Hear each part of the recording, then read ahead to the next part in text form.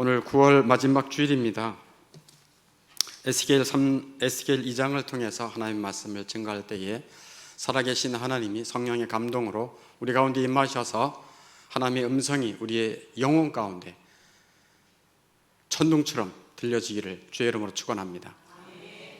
하나님은 사람을 만드시고 온 세상 만물을 창조하셨습니다. 그런데 특별히 사람에게는 어떤 마음을 주셨는가? 신의식을 주셨어요. 신의식. 한번 따라해 보세요. 신의식. 그래서 하나님을 종교성이라고도 말할 수 있어요. 하나님을 의지해야 된다 라고 하는 마음을 주신 거예요, 이미. 그래서 온 세계 인류에 나라마다, 종족마다, 마을마다, 개인마다, 가정마다 뭔가를 섬겨요. 근데 잘못된 신을 섬겨요. 일본은 신이 몇이라고요? 800만. 각각의 집에 신주땅 단지를 놓고 아침마다 섬겨요. 그 미신이라고 하죠. 하나님의 말씀이에요. 나 외에 신이 없느니라. 나는 여호와라, 나 외에 신이 없느니라 말씀하셨는데 그 하나님을 잘 몰라요. 사실 하나님은 온 세계 만물 창조를 하시고 난 다음에 거기에다가 신의 손길을 담아두셨어요. 그래서 사람들이 많이 여행 다니기를 좋아해요. 가가지고 놀래기는 많이 놀래요. 원더풀. 여기서 살고 싶어. 파라다이스야. 너무 좋아. 치유가 되는 것 같아 라고 놀라기는 하지만 하나님을 향해 예배하거나 경외하지 않아요. 놀랄 뿐이에요. 이스라엘 백성들을 왜 하나님이 택해 주셨을까요? 그 조그만 나라에, 이렇게 보면 말이지, 지정학적으로 보면 위에 지중해를 거쳐서 유럽 있죠, 밑에 아프리카 있죠, 오른쪽에 아시아 있죠. 전 세계 중심이에요. 교통 요지예요. 그러면 힌트를 얻었죠. 왜 이스라엘 백성들을 선택했죠? 왜? 근데 이스라엘 백성들은 자기들만의 하나님, 그래서 선민의식이 투철해서 하나님 믿지 않은 자들을 도리어 손가락질하고 개 취급했어요. 저러니까 조명이지. 우리는 하나님의 말씀이 있어. 예배를 드리잖아. 그래서 자기들만 우쭐하고 자기들만 축복받기를 원했지 하나님이 원래 자기를 택하신 뜻을 몰랐어요. 왜 하나님이 이스라엘 백성을 택하셨을까요? 그렇지요. 하나님의 말씀을 전파하라고. 세상의 신은 오직 하나님이시다. 태양이 하나이듯이 하나님이 한 분이시다. 너희 아버지가 한 분이듯 너를 만드신 창조주 하나님이시다. 너희들은 지금 죄 가운데 고통하고 슬퍼하며 방황하고 있지 않느냐? 하나님께로 돌아와라. 예배하라. 그를 믿으라. 그를 순종하라. 그러면 너희에게 평강이 있으리라. 하나님의 원래 창조하신 그 목적대로 영광스럽게 너희 살 수 있으리라. 그거를 누구를 통해서 전파하게 하신 거예요? 이스라엘 백성. 그런데 이스라엘 백성들은 자기들만의 하나님으로 여겼어요. 말씀을 전하지도 않았어요. 자기들만도 욕심냈어요. 그래서 가나안에 살면서 가옥에 가옥을 연하여 땅에 땅을 더 사고 집 위에 집을 더 사고 자기들이 세상 욕심으로 가난화된 거예요. 지금으로 말하면 세속화된 거예요. 이 땅에서 잘 되는 것이 하나님의 축복이다 잘못 생각한 거예요. 이스라엘 백성들이 이렇게 우상 숭배, 세상적인 탐욕으로 하나님이 원래 뜻하신 바대로 이 백성들이 가지 아니하니까 하나님의 백성을 어떻게 하신 거예요? 심판하시는 거죠. 그래서 에스겔을 통해 예레미야를 통해서 이 백성들이 이제 재앙을 맞을 것이다 라는 말씀을 하고 있는 거예요. 그래서 하나님의 말씀을 하나님이 어떤 뜻을 가지고 있는지 에스겔을 통해서 이제 말씀을 전하고 싶으신 거예요. 우리는 지난주까지 제1장에서 어떤 환상을 하나님께서 에스겔에게 보여주셨습니까? 제1장은 어떤 환상이죠? 윗세상의 환상. 그렇죠? 윗세상, 하늘나라의 환상이죠. 누가 하나님의 그 섬김을 받고 하나님의 수종을 받았습니까? 천사들을 통해서. 내 생물이라고 얘기하고 있죠. 내 생물.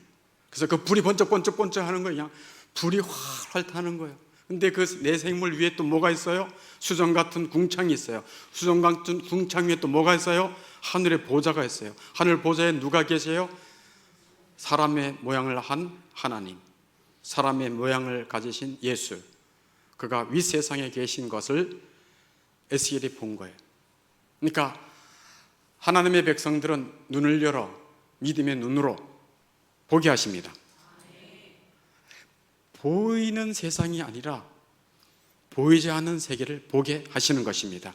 사실은 보는 것은, 우리 이 세상 만물을 보는 것은 보이지 않는 것이 더 영광스럽다고 하는 것을 보여주는 것입니다.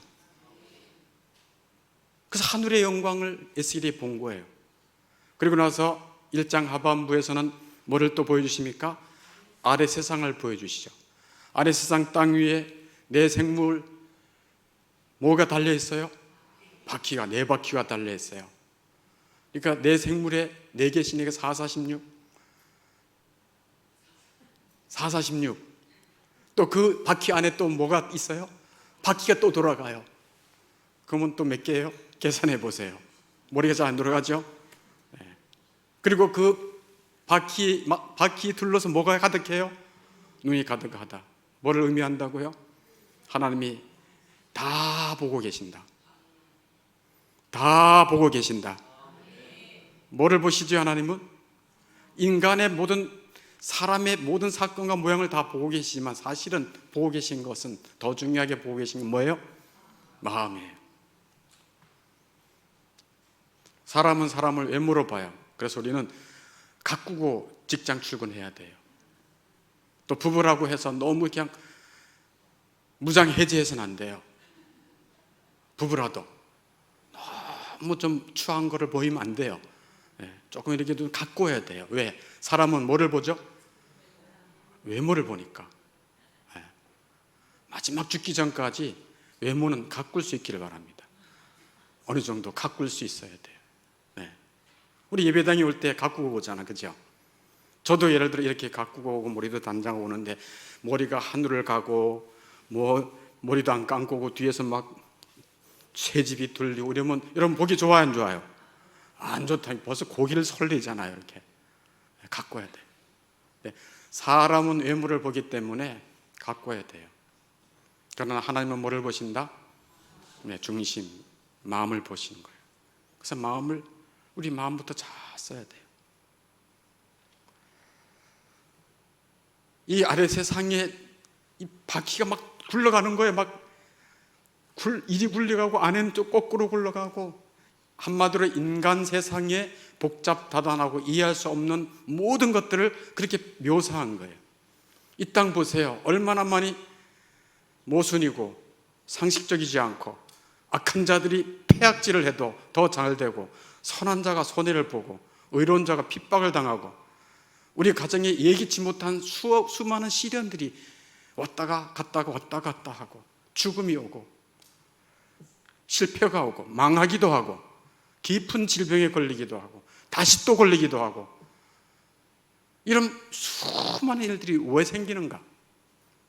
그걸 보여주는 거예요. 바퀴가 사정없이 헷갈리게 돌아가는 거예요. 이 세상에 뭐지? 왜 이러지? 완전 뒤죽박죽된 것 같아요. 그렇지만 뭐를 보여주신 거예요? 그 바퀴가 뒤죽박죽 엉망진창으로 막 굴러가는 것 같지만 어디로 간다? 일정한 방향으로 간다. 하나님의 뜻은 일정한 동일한 방향으로 굴러간다. 세상사가 아무리 복잡하고 망할 것 같고 우리 집안이 완전히 거덜날 것 같지만 하나님의 뜻은 동일하다. 하나님은 그 뜻을 이루고 계신다. 그래서 뜻이 이미 하늘에서 이룬 것 같이 땅에서도 하나님의 섭리의 수레바퀴는 굴러간다. 그래서 수레바퀴는 뭐예요? 인생의 수레바퀴예요. 또 수레바퀴는 뭐예요? 역사의 수레바퀴예요. 하나님은 모든 나라의 역사의 수레바퀴를 움직이고 계십니다. 우리 인생의 생사복의 인생의 수레바퀴를 이끌고 계십니다. 그걸 보여주고 계신 거예요. 그래서 뜻이 이미 하늘에서 이루어졌어. 그래서 예수님은 이 땅에 오셔서 신의 소리로 이미 알려주셨어요. 예수 믿는 자들에게 너희들은 이렇게 기도하라. 하늘에 계신 우리 아버지여, 이름이 거룩히 여김을 받으소서. 하나님 나를 또 영광 받으소서. 나라가 임하시옵소서. 주님 나라 속히 임하셔서 우리를 다스려 주십시오. 뜻이 하늘에서 이루어진 것 같이 땅에서도 이루어지리이다. 그래서 하나님의 뜻을 알고 하나님의 뜻을 순종하도록 너희들이 기도하라는 얘기예요. 뭐를 알고? 하나님의 뜻을 알고 하나님의 뜻이 이미 이루어졌대. 근데 이 땅에서 이루어지고 있대. 그럼 하나님의 뜻이 뭡니까? 그 뜻을 순종하고 굴복하기를 원하는 거예요. 하나님의 뜻이 뭐죠? 말씀드렸죠. 뭡니까? 구원이에요. 영혼의 구원이에요. 우리는 곧 죽어요. 우리는 곧 세상 떠나요. 우리는 늙어도 금방 늙어요. 저도 이렇게 나이 들 줄 몰랐어요. 세월이 엄청 빨라요. 손자, 손녀가 생길 줄 몰랐어요. 죽어야 돼요. 반드시 죽어요. 우리는 죄로 말미암아 반드시 죽고, 그리고 우리는 말씀드렸지만 갈수록 세월이 지날수록 점점 우리 외모는 수척해지고 볼품 없어지고 매력이 없어질 것이에요. 젊었을 때 탱탱한 피부는 어디 갔으며 그 시커먼 머리카락, 윤기 나는 머리카락은 어디 갔는가? 온데간데 사라질 거예요. 영생이 없다면, 구원이 없다면 우리 인생은 허무합니다. 근데 영생이 있다는 것, 최고의 복입니다. 왜? 그 나라는 주님이 영원히 다스리시는 나라고, 죽음이 없습니다. 질병이 없습니다. 죄의 유혹이 없습니다. 마귀가 없습니다. 이별이 없습니다. 슬픔이 없습니다. 곡하는 것이 없습니다. 공허함이 없습니다. 그러니까 천국이죠. 패러다이스. 하나님의 뜻이 뭔가? 이 고통당하는 세상 속에서 위리방황하는 수많은 영혼들, 세상에서 뭔가 얻어서 한번 자기를 과시해 보려고 애를 쓰는 사람들이 그 삶이 헛되다는 것을 알고 구원받기를 원하시는 것입니다. 그래서 예수님이 오셔서 그런 말씀했어요. 요한복음 6장 38절에 내가 온 것은 내 뜻을 행하려 함이 아니고 내 아버지의 뜻을 행하려 함이니라. 아멘. 그리고 곧 이어서 40절에는, 요한복음 6장 40절에는 내 아버지의 뜻은 아들을 보고 믿는 자마다 뭐를 얻게 하려 하심이라? 영생을 얻게 하려 하심이라. 구원을 얻게 하려 하심이라. 그게 하나님의 뜻이에요. 아주 명확하고도 분명해요. 그래서 예수님 오셔서 곳곳마다 말씀했어요. 삭개오를 만나서 오늘 너희 집에 구원이 임하였다라고 말하시면서 누가복음 19장에 인자가 온 것은 잃어버린 자를 찾아 구원하려 하심이라. 그게 하나님의 뜻이에요. 이 세상, 이 혼탁한 세상에서 내가 앞으로 어떻게 살지? 우리 집안에 내가 이런 고난은 왜 겪었지? 방황하고 힘들어하는 영혼들을 찾아 하나님은 지금도 그 영혼을 찾아 구원하기를 원하십니다. 그래서 이 교회에 불러주시는 거예요. 하나님의 말씀을 듣게 하시는 거예요. 하나님의 뜻을 이루게 하시는 것입니다. 구원이에요. 첫 번째는 영혼의 구원. 구원받은 자들은 어떻게 살기를 원하십니까? 거룩이죠. 네, 세상 풍조 따라 살지 않고 하나님의 뜻을 따라 사는 것입니다. 거룩이에요. 구별되어 사는 거예요. 하나님의 말씀 따라 사는 거예요. 그래서 결국 하늘 백성은 누구의 영광을 위해? 네, 하나님의 영광을 위해, 하나님의 영광을 위해 살기를 원하시는 것이 하나님의 뜻입니다. 에스겔은 아래 세상을 다스리시는 하나님의 영광에 압도되었어요. 그래서 에스겔 1장 마지막 절 28절에 보면은, 한번 1장 마지막 절을 보면 같이 한번 읽어보겠습니다. 시작. 그 사방 광채의 모양은 비오는 날 구름에 있는 무지개 같으니 이는 여호와의 영광의 형상의 모양이라. 내가 보고 엎드려 말씀하시는 이의 음성을 들으니라. 아멘. 이 하나님의 영광을 보고 하나님의 영광, 하나님의 위엄, 하나님의 거룩하심, 하나님이 온 세상을 다스리신다, 하나님이 한 줌의 흙밖에 되지 않은 나를 보살펴 주신다, 그런 놀라운 사랑과 능력과 자비의 눈이 열려지는 자는 하나님에 대한 경외심이 생깁니다. 하나님을 모르니까 자기가 큰 것처럼 느끼는 거예요. 에스겔은 이 하나님의 영광에 압도되어 엎드러졌어요. 그래서 경외심을 가지고 자신을 낮추었어요. 그 낮은 심령에 하나님이 말씀하시는 것입니다.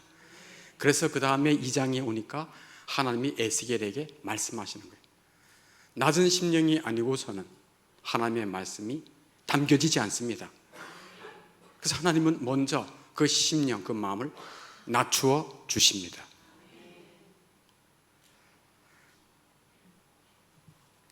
그래서 하나님이 에스겔에게 하나님의 말씀을 주세요. 1절에 내가 내게 말하리라.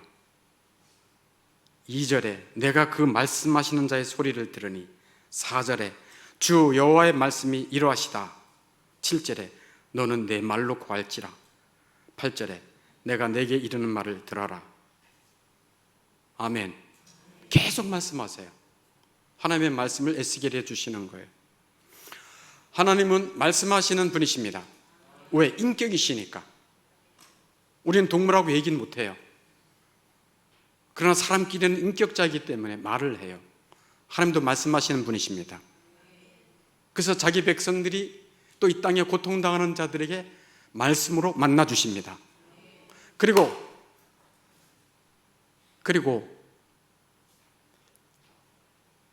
하나님의 말씀을 잘 안 듣는 자들에게도 말씀하십니다.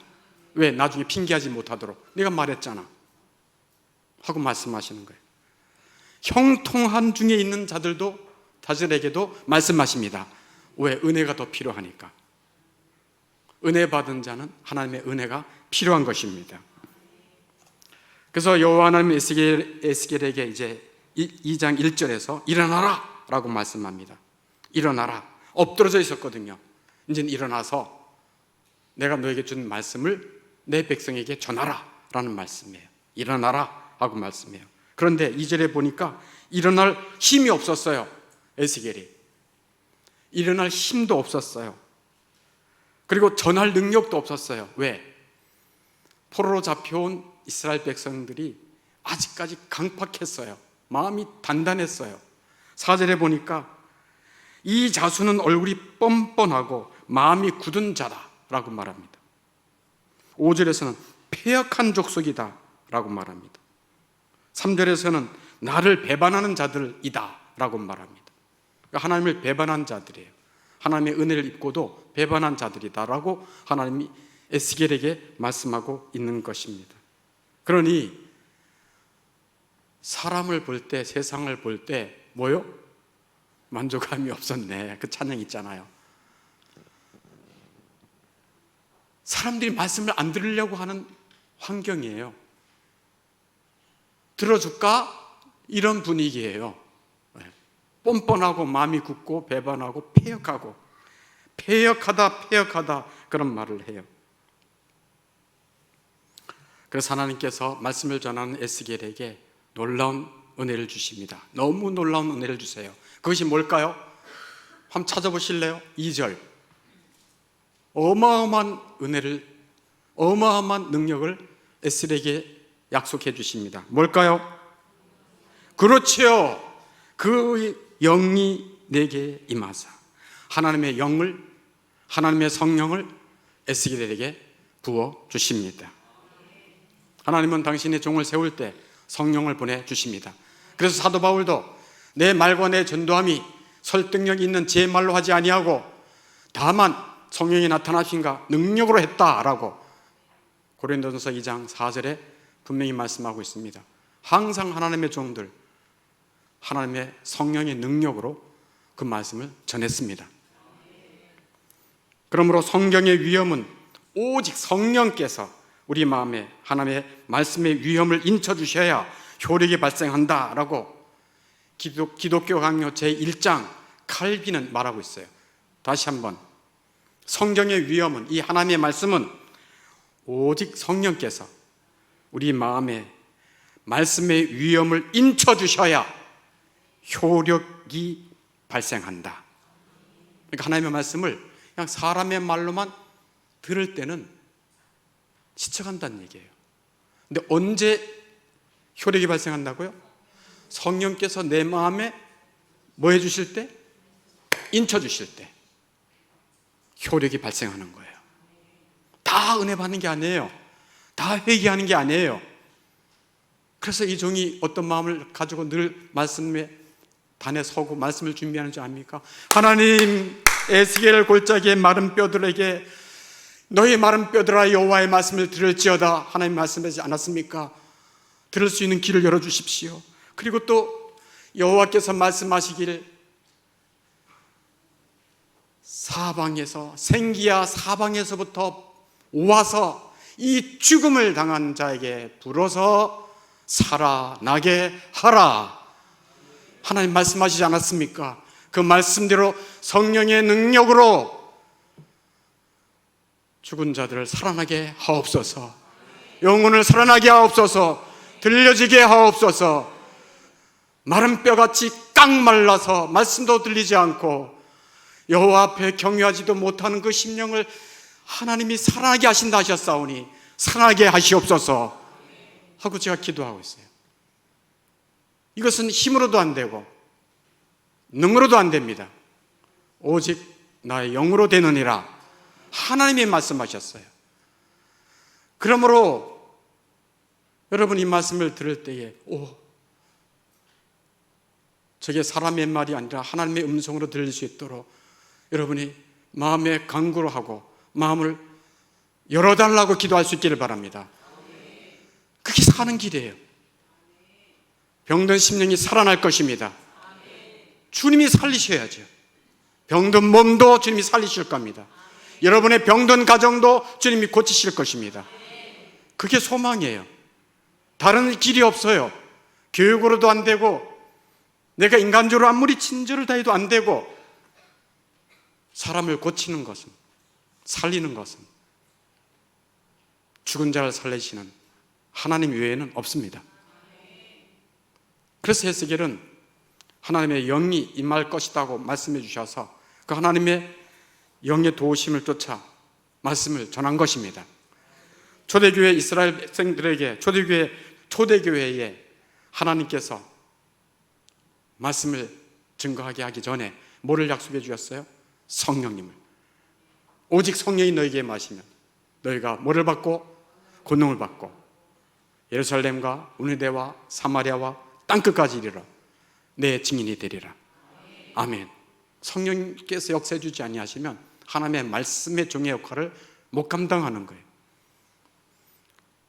그래서 교회는 말이죠, 잘 들어보세요. 교회는요, 성령 없어도요, 성령의 역사하심이 없어도 교회가 잘 굴러갈 수 있어요. 사람의 말로, 그럴듯한 말로 설교할 수도 있어요. 성령의 감동과 성령의 순종 없이 그냥 자기 힘으로 봉사하고 기도에 나오고 섬기고 헌금하고 할 수 있어요. 자기 생각으로. 진정한 신앙생활은 자기 생각으로 육신의 의지로 하는 것이 아니라 성령의 인도를 쫓아 사는 것입니다. 그래서 영적인 삶이에요. 그래서 이게 우리 힘으로 안 돼요. 여러분 가운데 정말 안 믿어져, 정말 예수 믿는 게 뭐야, 정말 말씀에 어떤 큰 은혜를 받고 싶어, 그런 소망이 있나요? 간구하기 바랍니다. 하나님 앞에 간구하세요. 하나님이 그 신음소리를 들으십니다. 왜 답답함을 오랫동안 두게 하시는가? 답답하라고, 절망하라고, 인생에 대해서 좌절하라고, 고통을 당하라고. 그 고통 중에 그 깊은 수렁 속에 있어야 공허하고 외롭고 절망스러워요. 살 길을 찾죠. 하나님은 그를 낮추셔서 그 후에 살리십니다. 그게 하나님의 지혜예요. 괜하게 그냥 수렁에 던져주는 게 아닙니다. 이 시점에서 우리가 중요한 적용을 좀 해야 할 필요가 있습니다. 하나님은 말씀을 이 땅에 전파하셔서 하나님이 구원할 자들을 구원하시기를 원하십니다. 그러면 이 시대에, 신약 시대 때 누구를 통해서 하나님의 말씀을 전하도록 하셨나요? 그렇죠. 여러분 그럴 줄 알았어요. 네, 주의 종을 통해서. 이 자리가 하나님의 말씀을 전하는 정말 중요한 자리예요. 그러니까 교회당 와보세요. 어디가 가장 핵심이에요? 예배당. 거기가 가장 핵심이잖아요. 그래서 말씀 전하는 거예요. 그래서 주의 종을 통해서 하나님의 말씀을 전할 때 성령께서 영혼들을 살리시는 것입니다. 그게 제가 할 일이고 그렇게 부르셨어요. 그러면 주의 종만, 목사님만 그렇게 불렀나? 불렀습니까? 목사님만 불렀을까요?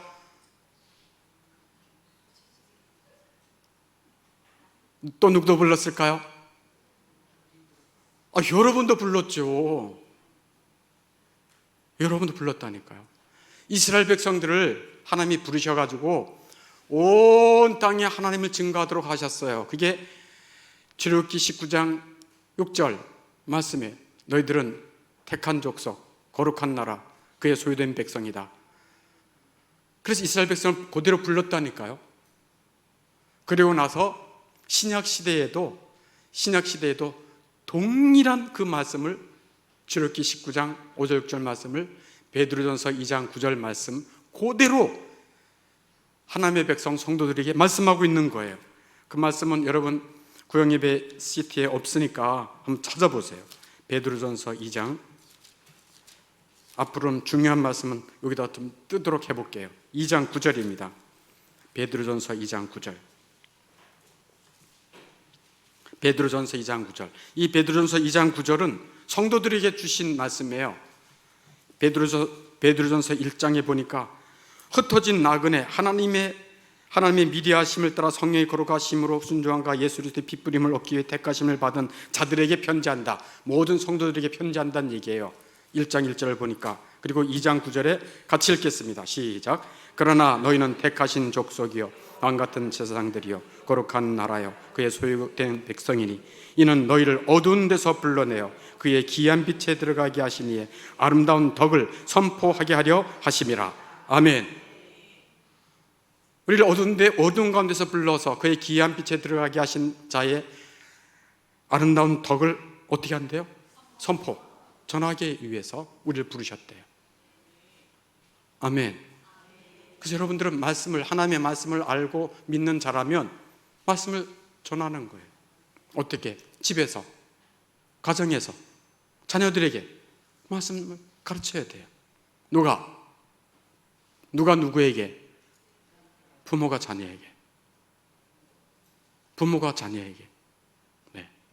그래서 교회에서 예수 믿는 부모가 자녀를 낳으면 그 자녀에게 24개월 전에 뭐를 줍니까? 유아세를 주죠. 유아세를 주면서 뭐라고 약속을 하고 맹세를 시킵니까? 날마다 하나님의 말씀을 가르치고 날마다 이 영혼을 위해서 기도하고 하겠느냐? 예. 그러면 유아세를 주는 거예요. 근데 그렇게 약속해 놓고도 안 가르친다. 골 때리는 거죠. 골 때리는 거예요. 골을 좀 맞을 거예요. 골을. 네. 그렇게 교회에 하나님의 은혜를 주는 통로가 그런 통로예요. 그리고 또 불신난 편이 있어. 어떻게 하겠어요? 말씀을 전하면 택도 안 되다. 아유, 듣지도 않죠. 그러니까 어떻게 해야 되겠습니까? 여러분의 아름다운 행실로 그 말씀이 열매가 돼야죠. 사랑하고 용서하고. 우리가 예수님께로부터 받은 삶 그대로 사는 거 용서받았잖아요. 허물을 다 덮음 받았잖아요. 그러니까 용서하고 또 사랑하고 기다려주고 참고 그러는 거죠. 성질 다 내고 욕 다 하고 미워하고 그러면 됩니까? 안 됩니까? 안 되는 줄 알면서 왜 그랬나? 안 되는 줄 알면서 왜 그랬나 하고 주님 앞에 나가서 뭐 하는 거예요? 회개하는 거죠. 회개해야죠. 회개하는 거죠.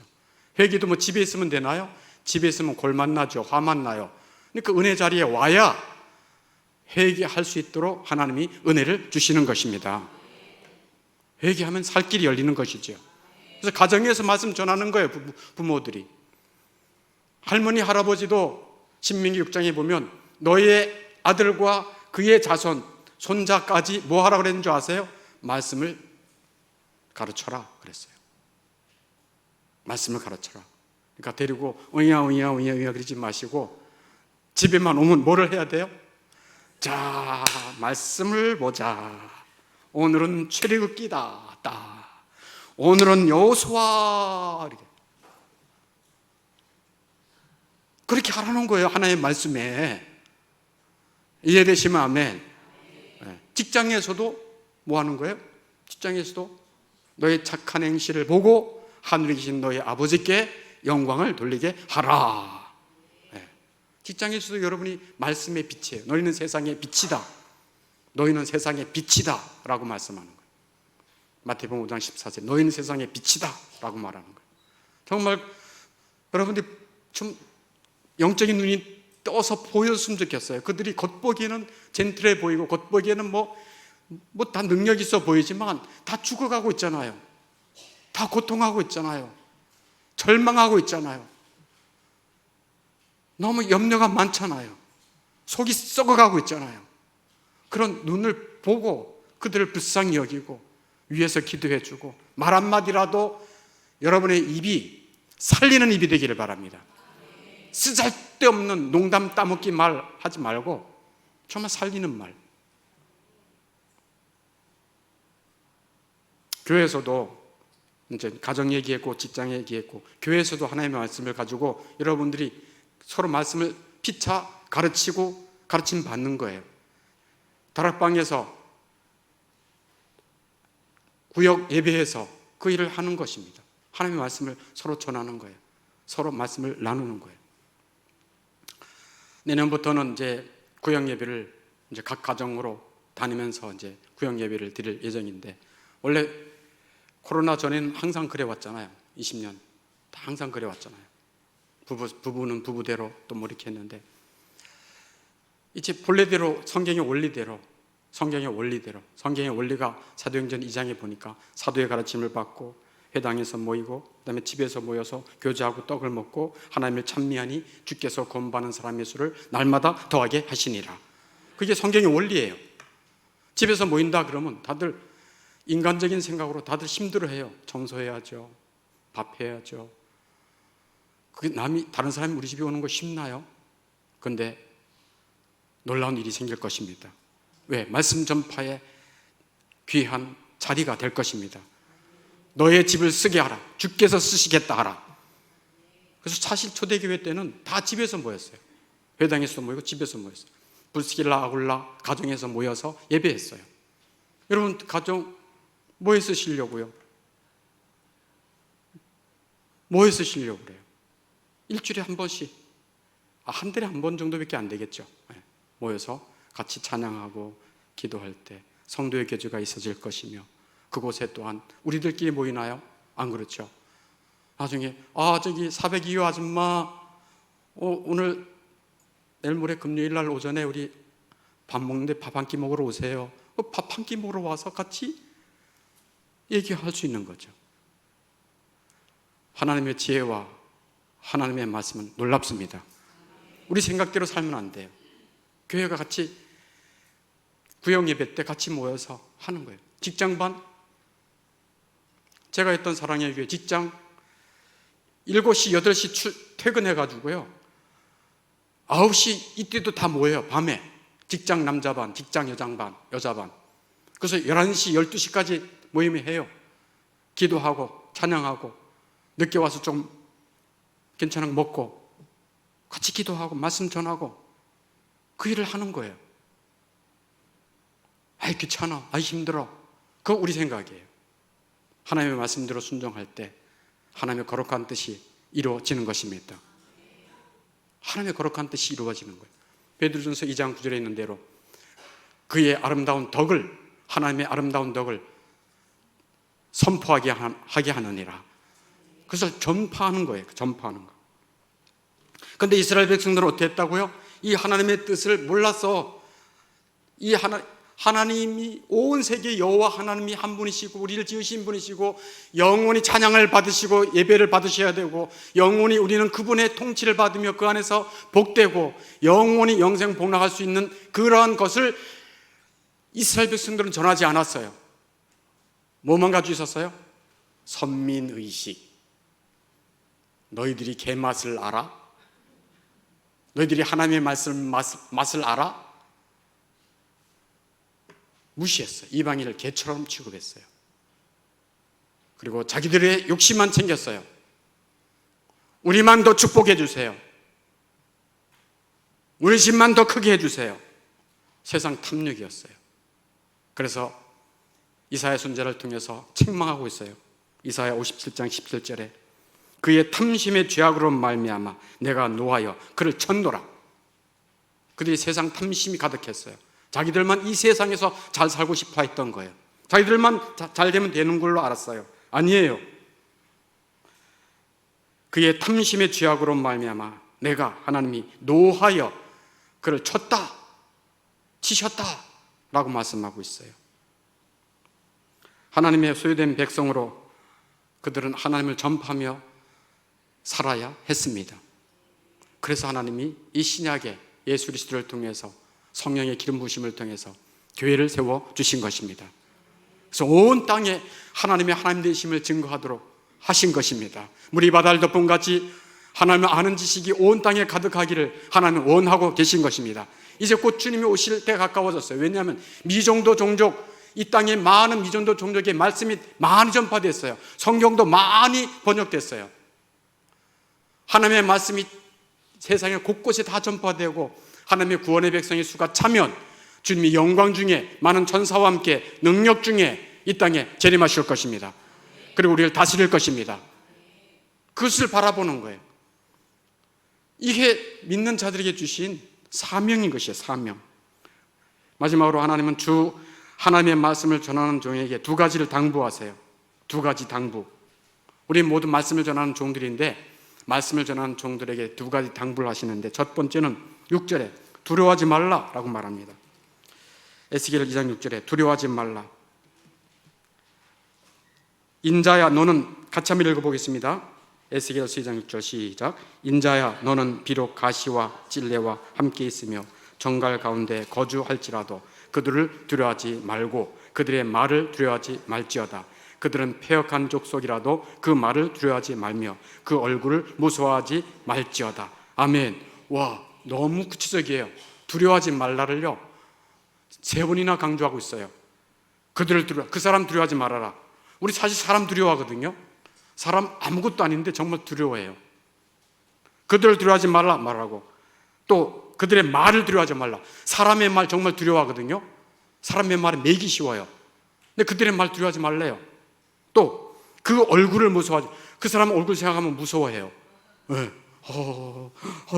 무서워하는데 얼굴도 두려워하지 말고 말도 두려워하지 말고 그 사람도 두려워하지 말래요. 얼마나 하나님이 우리를 잘 아시면 두려워하지 말라를 3번이나 강조해요. 두려워할 수밖에 없죠. 두려워한 마음이 생기죠. 왜? 그들을 뭐라고 비유하고 있습니까? 가시와 찔레라고 비유하고 있어요. 그들은 찌르는 가시, 찔레와 아프게 하는 가시들이다. 그들이 말로, 그들의 표정으로, 그들의 뒤에 수근수근거림으로, 우리가 하는 일을 못마땅하게 여김으로, 인상을 찌푸림으로 우리가 주의 말씀을 전하며 거룩한 길을 가는 길을 싫어하는 거예요. 우리는 정말 주눅이 잘 들어요. 우리는 정말 겁이 많아요. 우리는 쉽게 포기하고 싶어 해요. 왜? 겁이 많거든요. 찔레, 가시 한번 찔려보세요. 아이고 아파. 그런데 더해요. 또 6절에 가시와 찔레라고 얘기할 뿐 아니라 그 사람들이 뭐라고 말해요? 전갈 같다고 말해요. 전갈. 에스겔이 어려운 처지에 있는 것은 바로 그가 전갈 가운데 거주하고 있다고 하나님 말씀하세요. 전갈의 독은 가시에 찔리는 것에 1000배, 10,000배 더 독합니다. 이 전갈의 독은 한 번 찔리면 가시에 한 번 긁히는 거에 비교가 안 돼요. 그 고통이 말로 할 수 없어요. 이게 전갈의 독이에요. 너가 에스겔아, 너가 전갈 가운데 거주할지라도 두려워하지 말라. 두려워하지 말라. 두려워하지 말라. 아멘. 두려워하지 말라. 두려워하지 말라. 두려워하지 말라. 이게 하나님의 말씀이에요. 두려워하지 말라. 왜 두려워하지 말라고 하나님 말씀하시는 거예요? 내가 너와 함께함이라. 내가 너와 함께함이라. 그게 하나님의 말씀이에요. 이 에스겔에게 주신 말씀이에요. 예수님도 이 땅에 오셔서 그의 믿는 천국 백성들에게 말씀하시면서 그 마태복음 5장 10절부터 12절까지 말씀을 적어놓았죠. 거기 보면 마지막 팔복에서 예수님이 이렇게 말씀해요. 의를 위하여 핍박받은 자는 복이 있다. 그 천국이 그들의 것입니다 라고 말하고 11절에 나로 말미암아 의를 위해 핍박받는 것은 나로 말미암아 받는 거다. 그래서 나로 말미암아 너희를 욕하고 박해하고 거짓으로 너희를 거스려 모든 악한 말로 너희를 박해할 때 너희에게 복이 있나니 기뻐하고 즐거워하라. 하늘에서 너희 상이 큼이라. 너희 전에 있던 선지자들도 이같이 박해하였느니라. 에스겔이 생각났어요. 에스겔 핍박을 많이 받아서 나중에 비참하게 죽었어요. 순교당했어요. 예레미야도 하나님의 말씀을 증거하면서 얼마나 많이 고통당했습니까? 감옥에 갇히기도 하고 토굴에 갇히기도 하고 잡혀가기도 하고. 그게 하나님의 종들이에요. 사도 바울 보세요. 하나님의 말씀을 증거하면서 매를 맞죠. 굶었죠. 배 파손에 죽을 뻔했죠. 추웠죠. 자기 동족에게 비난받았죠. 배척받았죠. 돌로 침을 받았죠. 침뱉음을 받았죠. 우리 주 예수님은 똑같아요. 우리를 구원하시기 위해서 세상에 오셔서 우리가 한 번도 경험해보지 못한 모든 수치와 고통을 다 겪으셨어요. 침뱉음 당했죠. 뺨을 맞았죠. 머리에 가시관을 쓰임받았죠. 죽여버려, 저 인간 죽여버려. 네가 하나님의 아들이면 당장 내려와봐. 이런 조롱의 말을 들었죠. 채찍을 수없이 맞아서 피가 흘렸는데도 불구하고 그 지친 몸으로 무거운 십자가를 지고 골고다 해골까지 지고 가는 그 십자가의 고통을 겪으셨죠. 왜요? 왜 하나님이신 예수님이 그 고난과 수치와 모든 조롱을 겪으셨게요? 왜요? 정말 우리는 우리 주 예수님이 정말 더 멋있었으면 좋지 않을까요? 짠! 하고 영광 중에 짜잔! 이 불의를 행하는 자들 전부 싸그리 쉬! 얼마나 좋겠어요. 근데 우리 주님이 그러지 못해. 너무 수치스러워. 인간적으로 보면. 사실 내가 내 죄로 말미암아 당해야 할 모든 수치, 조롱, 침뱉음, 고난 다 예수님이 대신 당하신 거예요.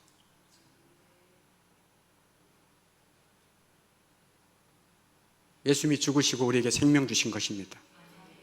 그래서 우리는 주님 가신 길을 조그만큼의 모양이라도 짊어지고 가는 거예요. 그게 고난의 삶이에요.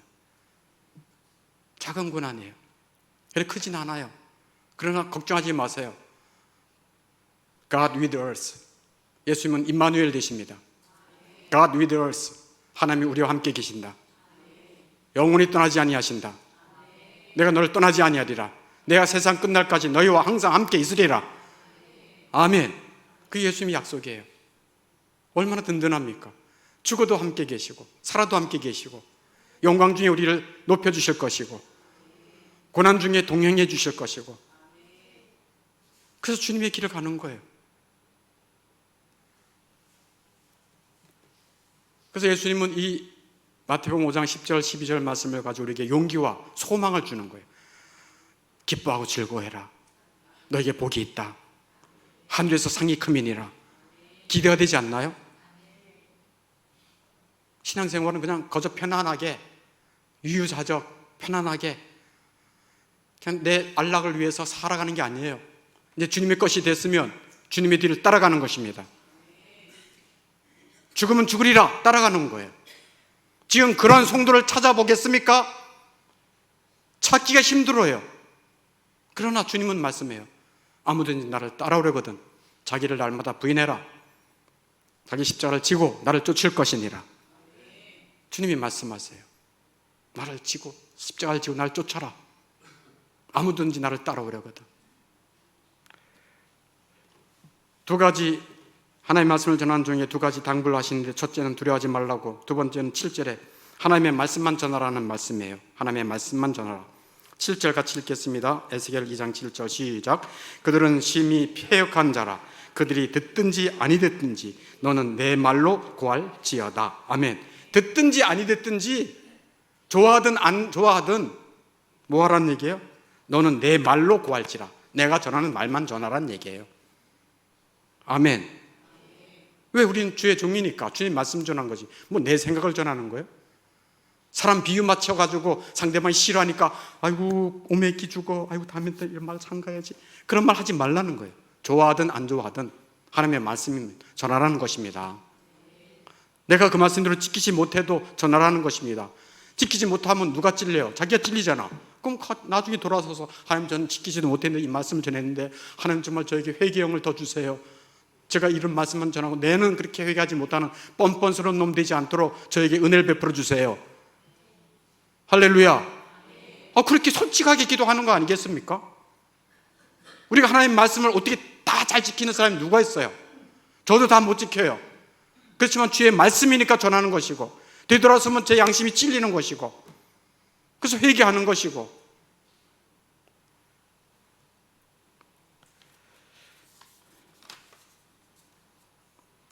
(10절에도) 똑같은 말씀을 하고 있죠. 하나님의 말씀만 전해야 한다는 말을 10절에 10절 같이 마지막 읽겠습니다. 시작. 그가 그것을 내 앞에 펴시니 그 안팎에 글이 있는데 그 위에 애가와 애곡과 재앙의 말이 기록되었더라. 아멘. 그것을 두루마리, 이제 다음 주에 두루마리, 하나님의 말씀을 두루마리로 보여주시는데, 두루마리 책에 펼치시면서 그 안팎에 쓴 글을 있는데 그걸 전하라는 거예요. 전하라. 근데 그 내용이 뭐라는 거예요? 애가와 애곡과 재앙의 말이 기록되었더라 라고 말하고 있어요. 애가, 슬픈 노래죠. 애곡, 정말 통곡하는 일이죠. 재앙, 그러니까 이스라엘 백성들이 저지른 죄악들이 가득하여 있다는 얘기예요. 너희들의 탐심, 너희들의 우상숭배, 너희들이 하나님의 뜻을 배반한 것, 교만했던 것, 이런 것들을 전하라는 거예요. 그럴 때 그들이 회개하고 애곡하고 애가를 통해 하나님 앞에 회개할 때 하나님은 그 백성을 고치시겠다는 것입니다. 아까도 제가 얘기했지만, 자, 저를 보신 이제 말씀 다 마쳤습니다. 보세요. 여러분의 심령이 얼마나 병들었습니까? 여러분의 심령이 얼마나 고통스럽습니까? 얼마나 허망합니까? 여러분의 가정도 얼마나 힘듭니까? 이 나라는 얼마나, 우리 장로님 아까 기도하는데 정말 제 마음이 갈기갈기 찢어졌어요. 이 나라가 갈기갈기 찢어졌어요.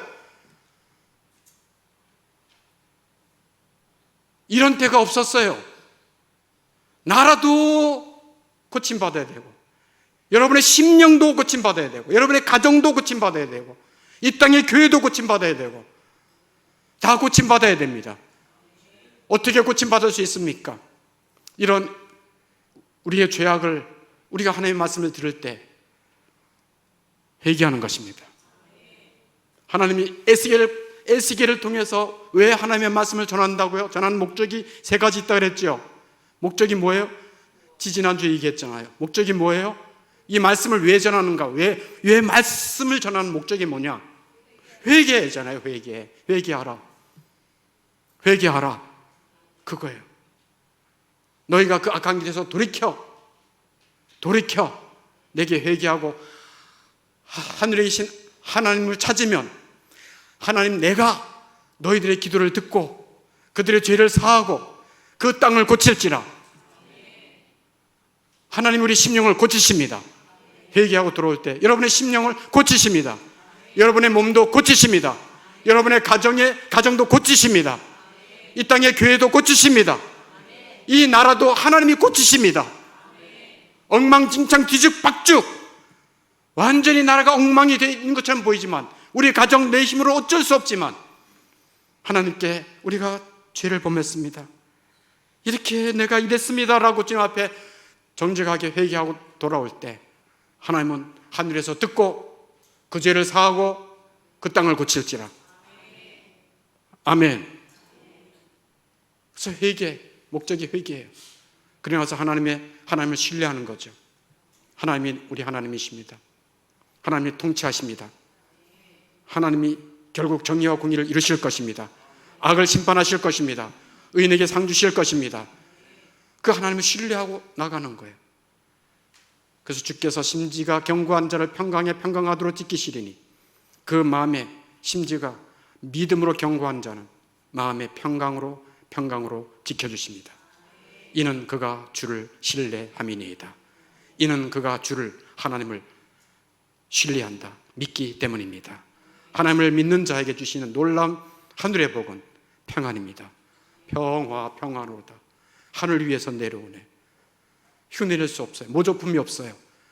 평안은 진정 하늘에서만 주시는 것입니다. 그래서 믿는 자에게 주시는 거예요. 그리고 영생의 소망을 가지고 살도록 우리를 이끌어 주시는 것입니다. 이 세상이 전부 다가 아닙니다. 하나님의 나라가 있습니다. 주님이 곧 임하십니다. 그래서 그 소망을 갖고 살도록 이 말씀을 주신 목적이 이것입니다. 어려운 시대에 살고 있는 여러분들, 또 이 종 아무 염려하지 마시고 두려워하지 마시고 하나님의 말씀을 들을 때 회개하고 하나님만을 신뢰하고 하나님 나라를 소망하며 살아가는 은혜와 복이 넘치기를 주의 이름으로 축원합니다. 우리 찬양